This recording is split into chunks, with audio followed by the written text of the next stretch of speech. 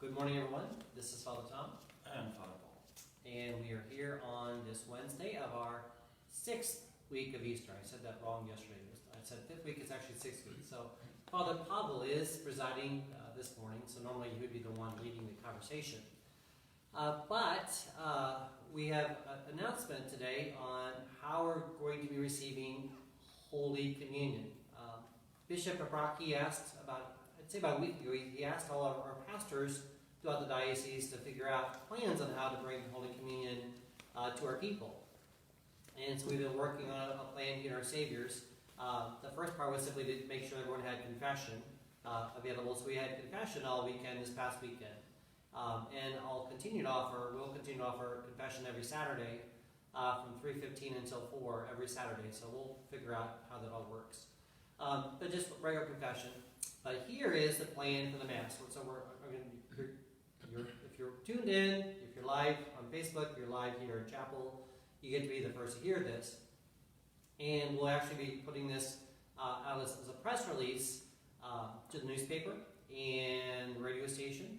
And we'll also be putting it on our parish app, in the bulletin, on Facebook. So lots of different media, and we're going to be saying this. But the first message of this is right now. So here we go.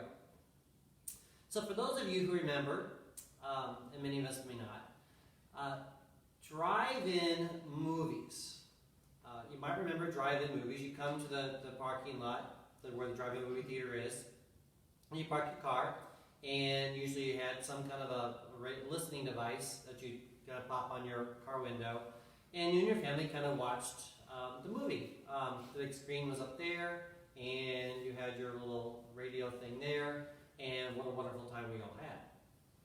We did that back in West Quincy when we were kids. That's the idea of how we're going to be receiving communion. There's several pieces to it. So we're going back to, this weekend, a regularly scheduled Masses. Saturday night, 4:30, Sunday morning, 8:30, Sunday morning, 10:30. But at this time, we're still limited to 10 persons at each Mass. So we are going to correspond to what's respected. So the way it's going to work is, for each Mass, we're going to have a parking lot of cars. And so Saturday 4:30, Sunday 8:30, Sunday 10:30, people can still pick whichever Mass time they like, but instead of coming into church, they're going to watch church from their cars. And the way that we'll do that is people have our smartphones or our iPads, and we'll tune in to Facebook. So we're going to Facebook live stream every single Mass. And so people will be in their cars. Will be parked in the parking lot, and just the east parking lot, because we'll explain in a moment why. Just the OSS east parking lot, we'll be sitting parking, watching Mass. And so, and the priest will go through the Mass, and we'll have music at Mass. We'll have our lectors, a limit of 10. And then at the very end of the Mass, when the Mass is concluded, the priest will come out and walk to the OSS east parking lot. If it's two of us, we'll have two of us. If it's just one of us, it'll be another Eucharistic minister besides the priest. And then we'll come to pre-arranged stations in the parking lot. And then parking attendants will come to each car, and we'll actually ask each car, the people in the car, to come out, and we'll be wearing masks, and we'll be keeping social distancing, so 6 feet apart.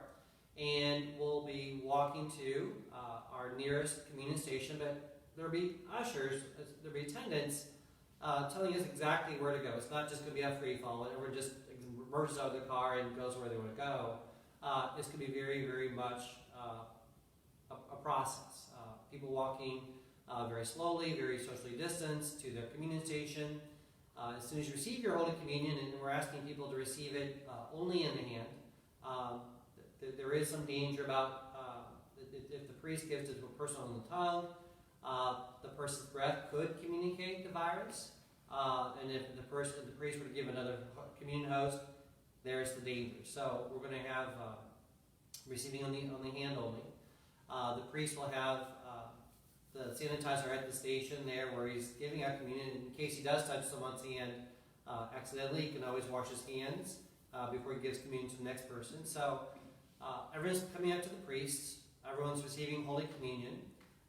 The ushers will then release you back to your cars, and then everyone remains in their car until everyone's received communion, because we don't want people running over pedestrians. And then when everyone's received communion, we have parking attendants. And Tom Sisley, who, if anyone knows the members of our parish, is kind of the key person. He knows, he's got a little team of people helping us with both parking and also releasing. He's going to be helping direct traffic. So we're very much trusting Tom's leadership and expertise. And then when everyone's received communion, we all just kind of watch directions on how to exit the parking lot, and everyone goes home safely. So the mass will the whole mass will probably take, like it normally does, about 45 minutes, and I anticipate communion distribution maybe 15 to 25 minutes. We don't know until we actually try it the first couple times. So the whole experience will be a little longer than we would normally come to Mass, but Jesus is worth it. Receiving the extra time we'll spend in waiting for communion and waiting to be released from the parking lot, the extra time and patience we have, it will be worth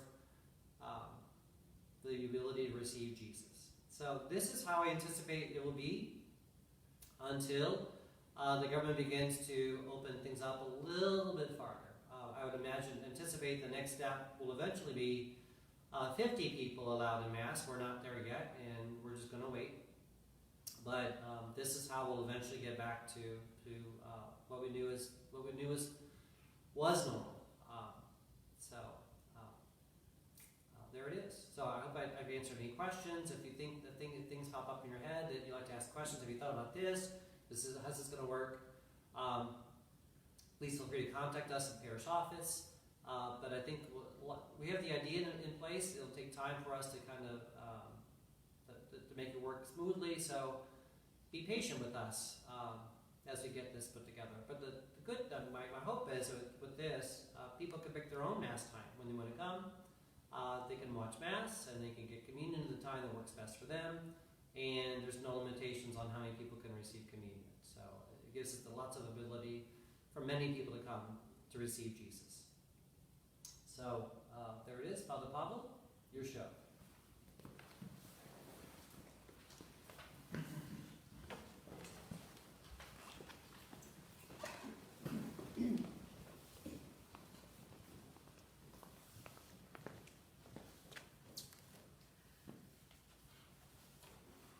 In the name of the Father, and of the Son, and of the Holy Spirit. Amen.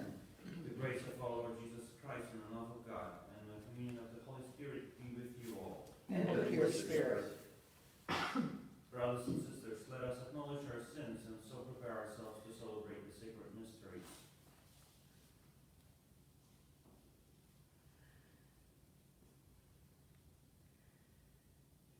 You are sent to heal the contrite heart. Lord, have mercy. Lord, have mercy. You came to call sinners. Christ, have mercy. Christ, have mercy. You are seated at the right hand of the Father to intercede for us. Lord, have mercy. Lord, have mercy. May Almighty God have mercy on us, forgive us our sins, and bring us to everlasting life. Amen. Let us pray. Grant, we pray, O Lord, that as we celebrate in mystery the solemnities of your Son's resurrection, so too we may be worthy to rejoice at his coming with all the saints, through our Lord Jesus Christ, your Son, who lives and reigns with you in the unity of the Holy Spirit, one God, forever and ever. Amen.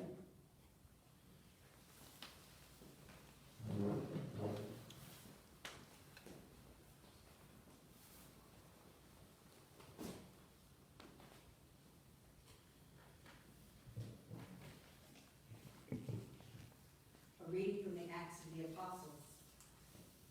After Paul's escorts had taken him to Athens, they came away with instructions for Silas and Timothy to join him as soon as possible. Then Paul stood up at the Areopagus and said, "You Athenians, I see that in every respect you are very religious. For as I walked around looking carefully at your shrines, I even discovered an altar inscribed, 'To an unknown God.' What therefore you unknowingly worship, I proclaim to you.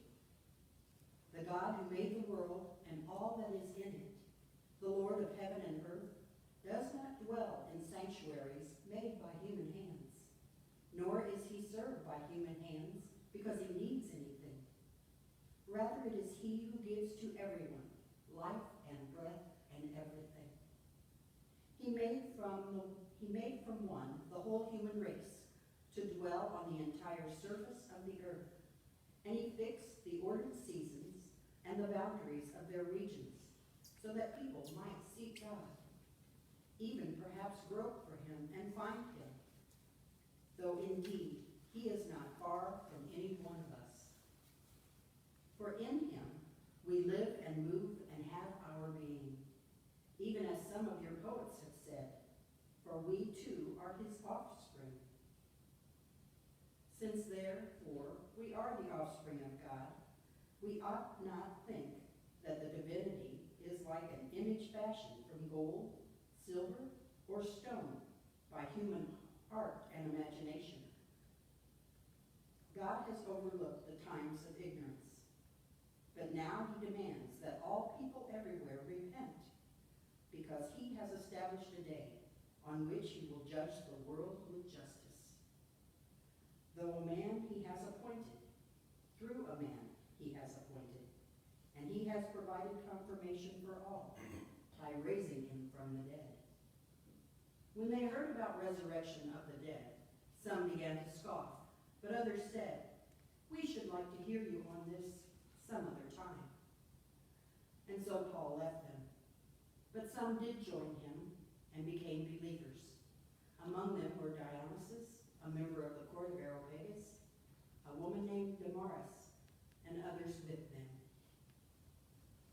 The word of the Lord. Thanks be to God. Heaven and earth are full of your glory. Heaven and earth are full of your glory. Praise the Lord from the heavens. Praise him in the heights. Praise him, all you angels. Praise him, all you his hosts. Heaven and earth are full of your glory. Let the kings of the earth and all peoples, the princes and all the judges of the earth, young men too, and maidens, old men and boys. Heaven and earth are full of your glory.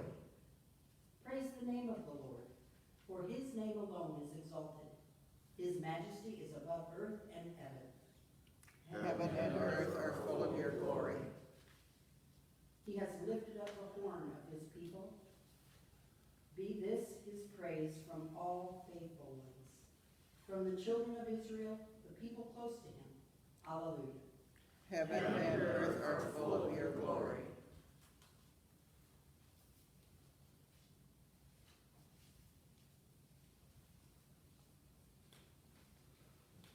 Alleluia, alleluia, alleluia,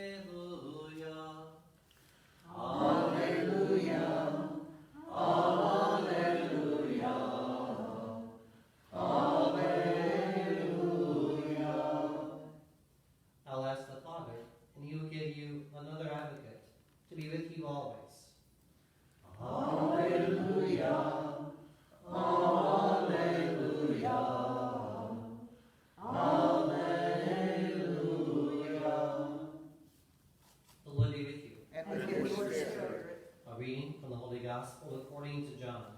Glory to you, O Lord. Jesus said to his disciples, "I have much more to tell you, but you cannot bear it now. But when he comes, the Spirit of truth, he will guide you to all truth. He will not speak on his own, but he will speak what he hears, and will declare to you the things that are coming. He will glorify me, because he will take from what is mine and declare it to you. Everything that the Father has is mine.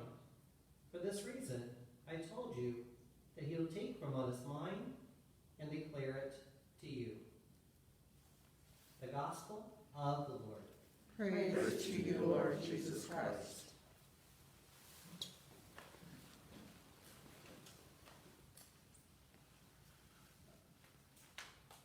In the Acts of the Apostles, we've been listening all throughout Easter the missionary journeys of the early apostles, and today we continue to hear about St. Paul.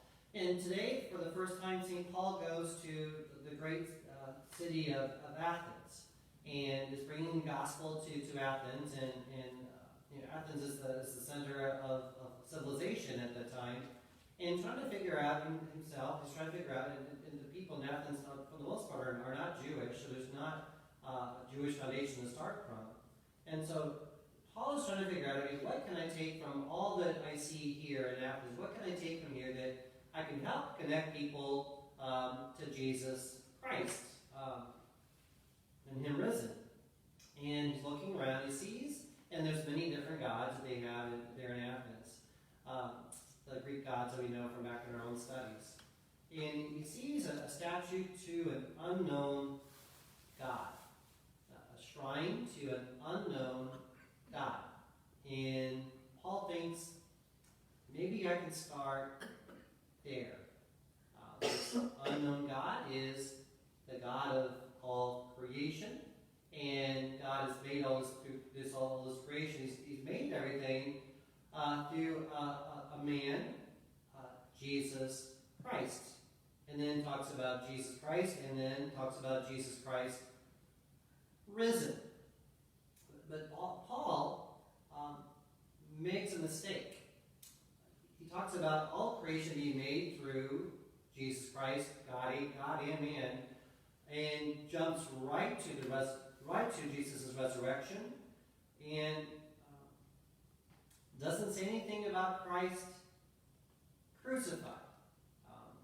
He talks about how all creation was made through Christ, and how Christ came and Christ has risen, but didn't speak anything about Christ crucified.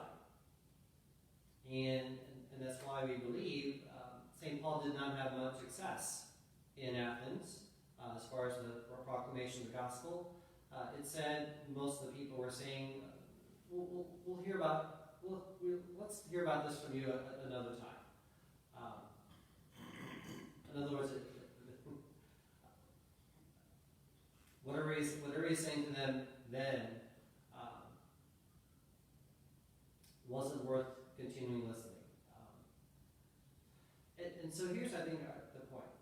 There is no gospel unless we preach Christ crucified. There is no gospel of simply Christ risen.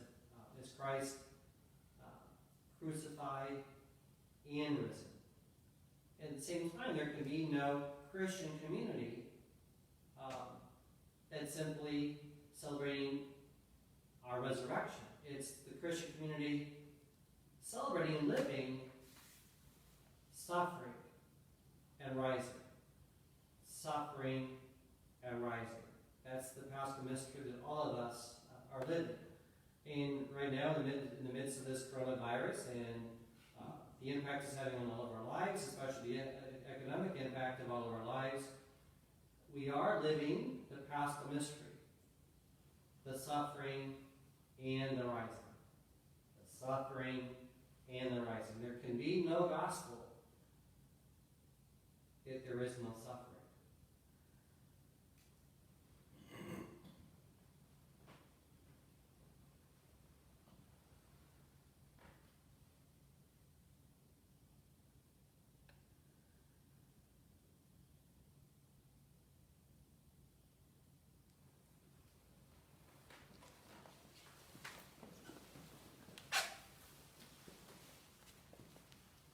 We Almighty God, let us present our petitions and prayers.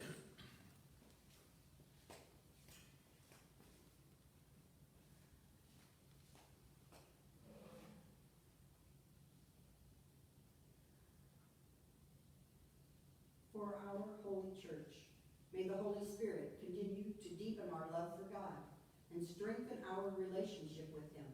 Let us pray to the Lord. Lord, hear our prayer. For all government leaders and workers, may God sustain them in wisdom and understanding. Let us pray to the Lord. Lord, hear our prayer. For those who suffer from addictions or dependencies, may God's light be with them, and may He help them in their struggles. Let us pray to the Lord. Lord, hear our prayer. For our faith community, as we near the end of the Easter season, may God's grace continue to bring us to a deeper relationship with Christ. Let us pray to the Lord. Lord, hear our prayer. For all those who have died, may perpetual light shine upon them, and may they rest in eternal peace. Let us pray to the Lord. Lord, hear our prayer. And especially at this Mass, we remember Dan McGinnis. Let us pray to the Lord. Lord, hear our prayer.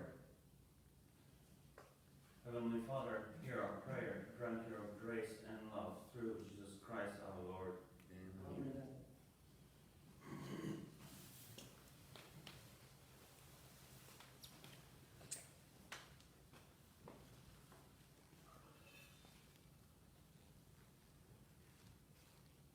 Blessed are you, Lord God of all creation. For through your goodness we have received the bread we offer you, fruit of the earth and the work of human hands. It will become for us the bread of life. Blessed be God forever.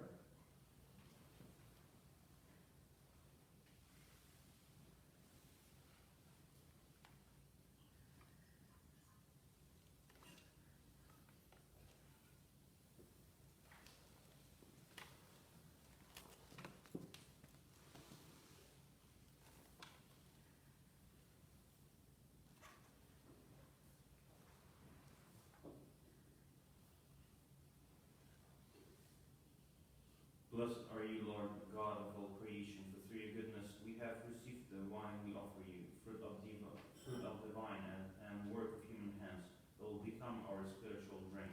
Blessed be God forever.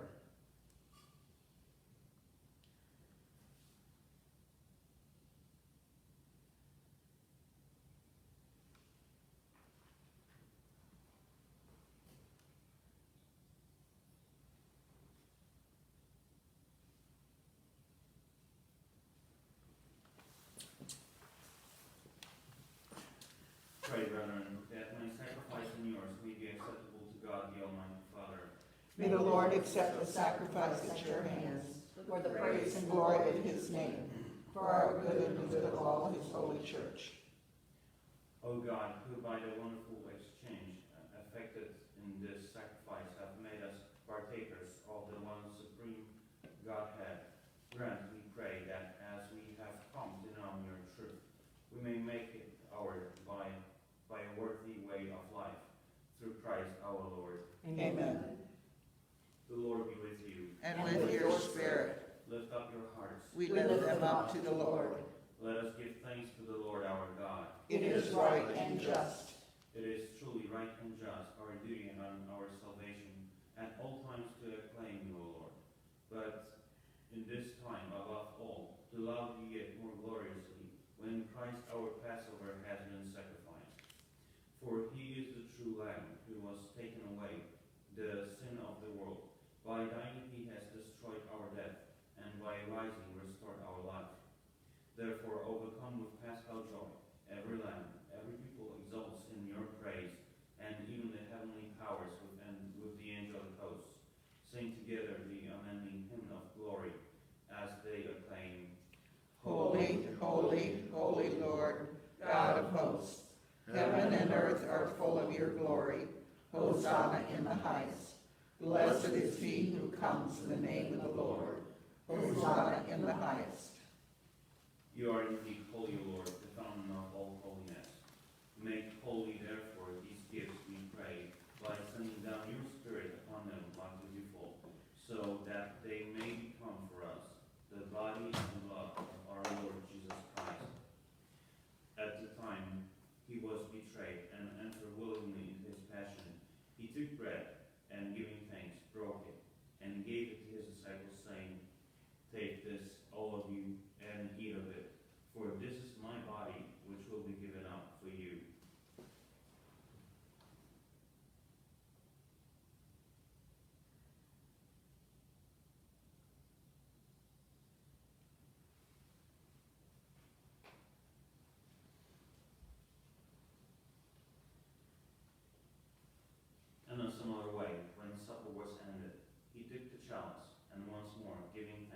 gave it to his disciples, saying, "Take this, all of you, and drink from it.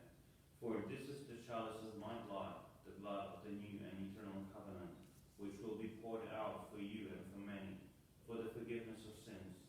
Do this in memory of me."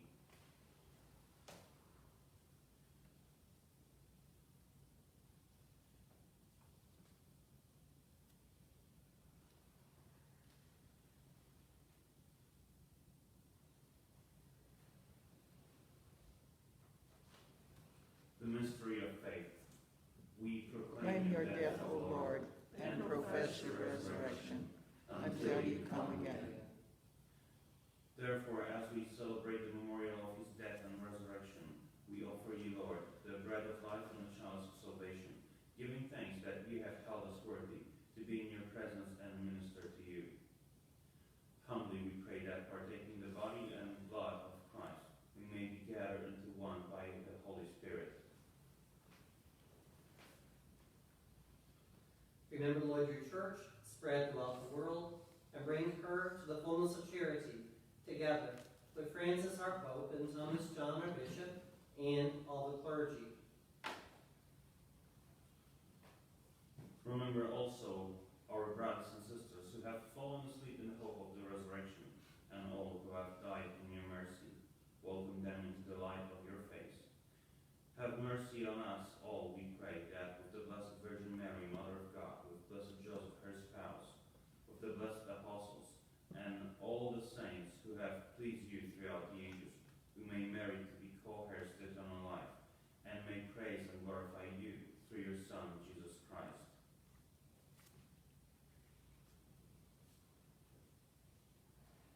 Through him, and with him, and in him, O God, Almighty Father, in the unity of the Holy Spirit, all glory and honor is yours, forever and ever.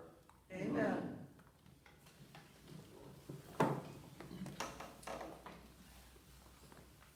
At the Saviour's command, informed by divine teaching, we dare to say, Our Father, who art in heaven, hallowed be thy name.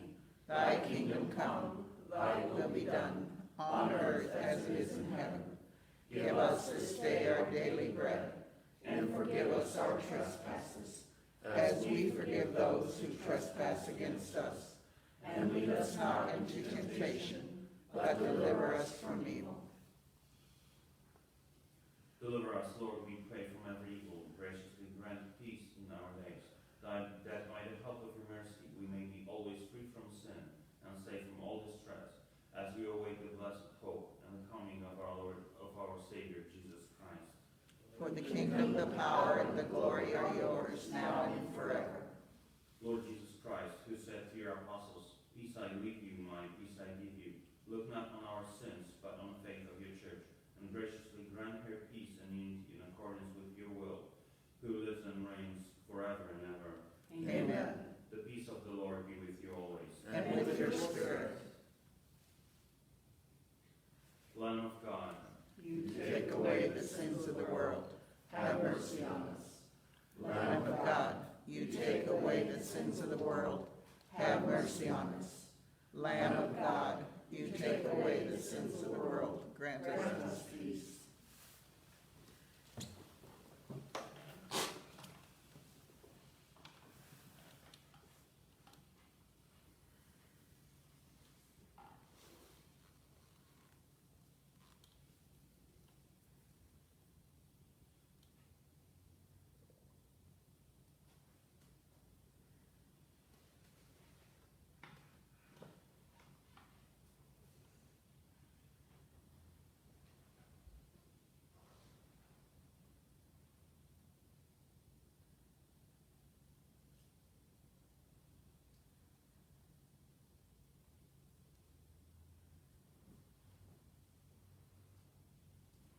Behold the Lamb of God. Behold him who takes away the sins of the world. Blessed are those called to the supper of the Lamb. Lord, I am not worthy to receive and enter under my roof, but only say the word, and my soul shall be healed.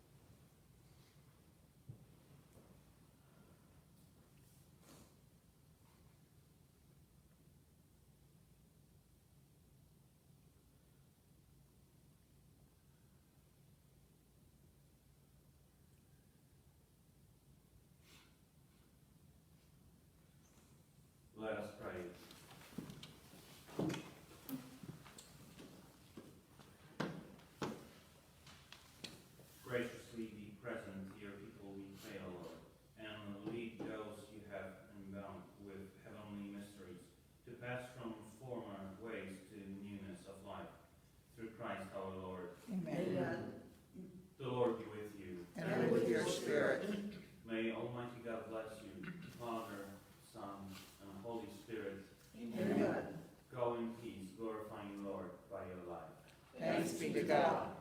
Saint Michael the Archangel, defend us in battle. Be our protection against the wickedness and the snares of the devil. May God rebuke him, we humbly pray. And do thou, O Prince of the heavenly hosts, by the power of God, thrust into hell Satan and all evil spirits who wander about the world seeking the ruin of souls.